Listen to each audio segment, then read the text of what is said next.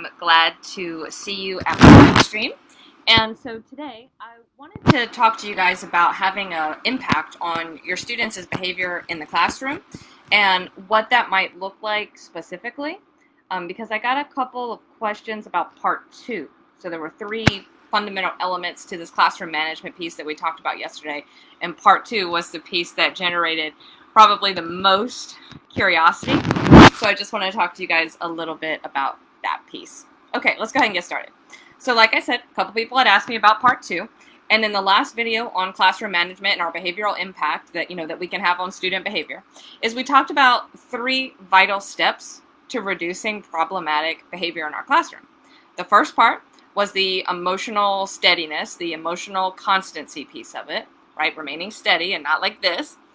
And then the second part, which generated the most curiosity, which was responding as an independent being. Okay, and we're going to talk a little bit more about that specifically. Okay, and then the third part was praising actions and not outcomes. So as I was re-listening to my live yesterday, and I got a couple questions about stuff, part 2 anyway, I wanted to clarify something. The hardest part of this whole process of behavioral management, by far and without a doubt, is the second pillar. And that's responding as an independent being, right? And it's not as easy as it sounds. And at this point in the game, when a student is misbehaving and it's blatantly obvious that they're not going to comply with what they've asked them to do, this is so key, right? And it's the hardest part.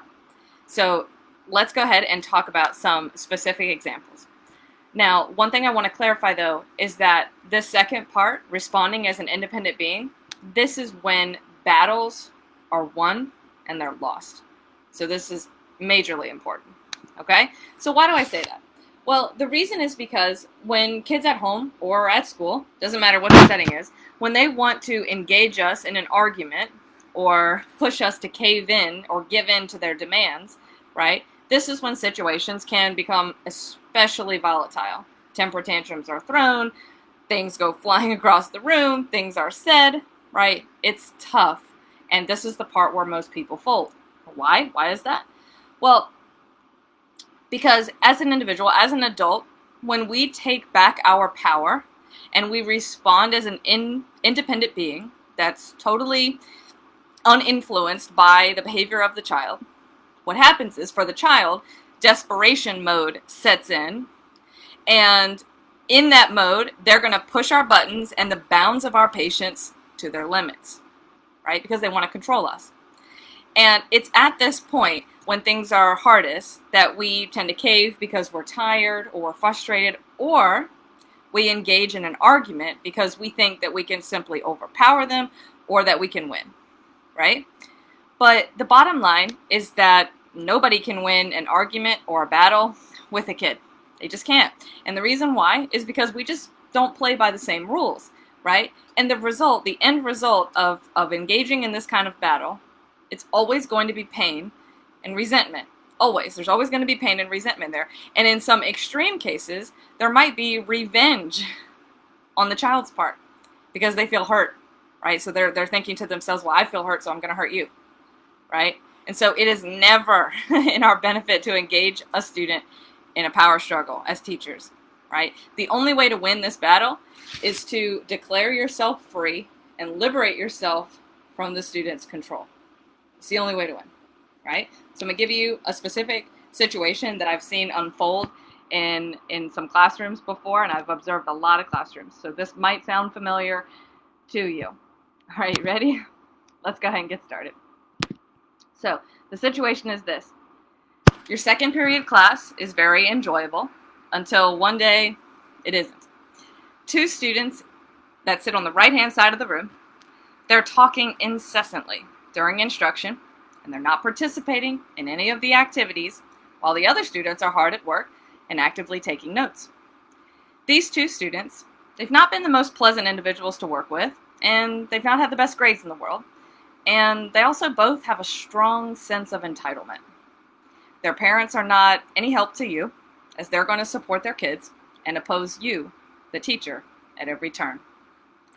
At this point, you've done all the things you could do including using nonverbals, whispering, self-interrupting, and having conversations with the students, and absolutely nothing has worked.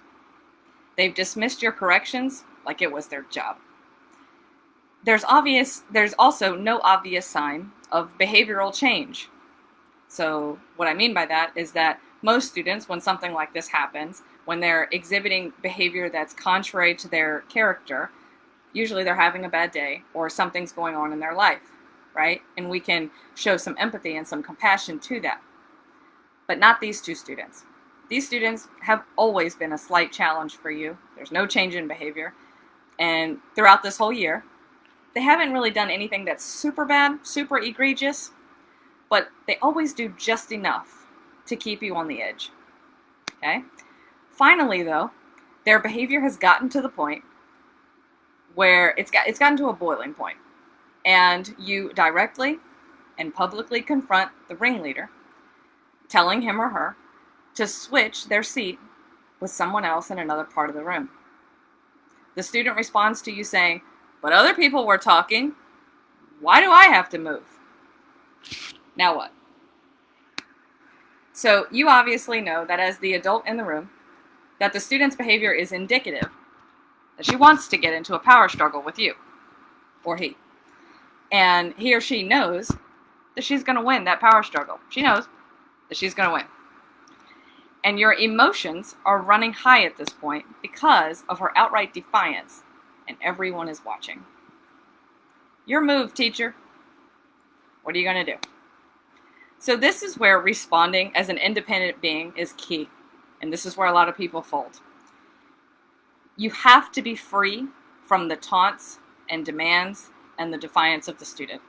Totally immune. When situations like this happen to me personally, for me, a calmness tends to sink in. I'm not freaking out, I'm actually getting more and more calm. And that is because I remind myself that the child can't control me. They can't control me. Regardless of what they do, they're never going to control me. And I know what my next moves are. Do you? That's the question, right? And so anyway, that's what I wanted to talk to you guys about today. I hope that was thought-provoking. And also I wanted to emphasize my training on the communication breakdown between the generations X, Y, and Z. And it's sick. It's so good. It's just straight fire. You're going to absolutely be blown away. So the link to register is on my Facebook page as well as below this video. And so if you're interested in being trained on that and maybe even learning a little bit more about classroom management and all those things, let me know. You can just DM me. And we're going to go over some key information and then take real scenarios like the one I just gave you and break them down in terms of the generational gap. And what that's going to do is it's going to give you a deep insight into how you personally can communicate not only with students, but also, like your students are Gen Zs, but also with Millennial and Gen X colleagues and parents. It's really good. So anyway, super excited for that, and I will see you on the next live video, and I hope you guys have a great day.